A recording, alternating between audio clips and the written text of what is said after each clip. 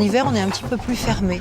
Donc justement, par rapport à sa voix, on va faire un peu comme le printemps qui arrive et puis s'amuser plus avec sa voix, s'inscrire peut-être à une chorale, à un cours de théâtre amateur, enfin chanter avec ses copines. C'est important d'ouvrir, de se dire que fait la nature, au fait j'en fais partie et je vais dans le même sens qu'elle. Et vous les filles, qu'est-ce que la nature vous dit de faire? C'est vrai que la résolution, c'est aussi d'essayer d'être dans une optique de bien-être. C'est pas toujours facile, hein, mais disons que voilà, on essaie de se faire du bien, on va se faire masser de temps en temps, on essaye de faire attention à ce qu'on mange, de faire un petit peu de sport. Plus de piscine, plus de vélo et passer beaucoup plus de temps à l'extérieur. J'ai envie de prendre un peu le soleil et de faire du sport, c'est vrai. Aucune résolution.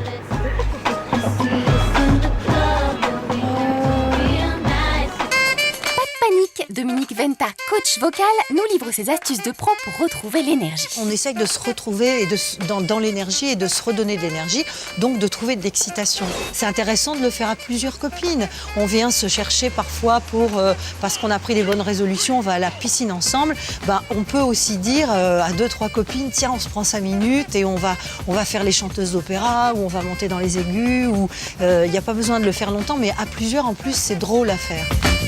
La coach nous a concocté 3 exercices amusants et faciles à faire. Exercice numéro 1. Alors, cet exercice-là, là on le fait dehors, mais tu peux le faire où tu veux.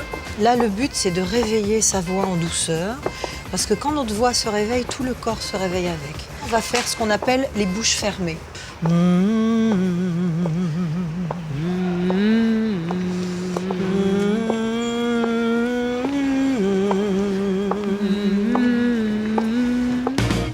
Pour les timides, choisir de préférence une rue déserte. Passons à l'exercice numéro 2. Les aigus, ça fait un petit peu comme un massage, comme les ostéopathes nous travaillent le crâne. On va les monter par derrière. On installe le son derrière, c'est-à-dire qu'on imagine un petit peu qu'on est en train de bâiller, et puis on va mettre le son derrière ses mains. Et on va faire oui, oui. On va réveiller toute l'énergie, on va faire circuler toute l'énergie dans le corps grâce au fait qu'on va commencer un petit peu à taper des pieds, comme on va faire ce qu'on appelle un pogo. Et comme pour les aigus, on ne va pas se poser de problème, on va tout lâcher, on va faire... On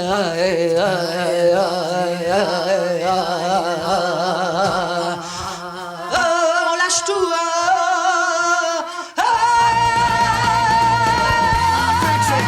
Votre honte étant mise au placard, vous êtes prête pour l'exercice numéro 3. L'arme ultime de ce dernier training, la voiture. Alors, la voiture, c'est l'endroit idéal pour pouvoir se défouler vocalement, pour pouvoir continuer son petit travail de dynamisation. On est tranquille, on est enfermé dans son petit habitacle.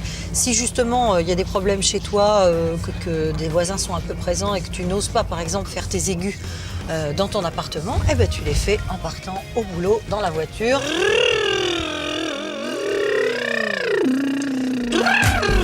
On se rend compte que pour faire ça, on est obligé de pousser beaucoup sur son ventre. Et finalement, on active dans la tonicité sa respiration abdominale. Donc c'est un exercice très complet que les chanteurs utilisent beaucoup pour réveiller leur voix. Une fois que la voix a été chauffée doucement, comme on a vu tout à l'heure.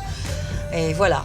Et en effet, quand on arrive au feu rouge et qu'on est en train de faire son exercice, si on a laissé la vitre ouverte, eh bien, on passe pour une folle, mais c'est pas grave. C'est pas grave. Mais pour celles qui trouveraient ces exercices un peu violents, nous vous proposons l'alternative du Qigong. Le Qigong